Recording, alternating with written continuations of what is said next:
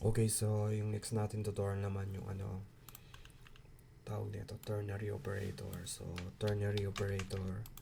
So, short version siya ng if else statement. So, ito yung regular na if else statement natin. So, makikita nyo yung code na to sa parang ganito siya. Di ba ito yung variable, yung string. Ito, i-check niya tong ano na to. Yung kung true siya or false. So, kapag true, gagamitin tong question mark. So, lalabas good day. Kapag false, good evening ang lalabas. So, pag nara natin, good evening. So, palitan natin to.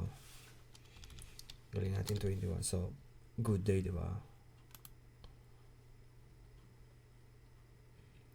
So, ayun, tandaan nyo, ito true.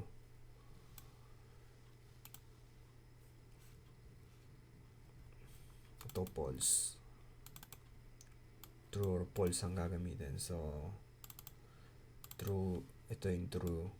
Itong question mark, true or false. Sa likod yung false. So, huwag kayong makukumpuse ha. So, yung una, ito, true. So, balik tayo sa taas. So, variable condition. Pag true, ito. Pag false sa likod. So, ayun lang yung tatandaan nyo. Ito yung ternary operator. So, makikita nyo itong example na sa ibang programming language na meron din silang ternary operator. So, kung ayaw nyo gamitin yung if else statement, mahaba, gawin nyo ng one line, pwede nyo gamitin yung ternary operator. So, ayun. Doon na tayo sa next tutorial.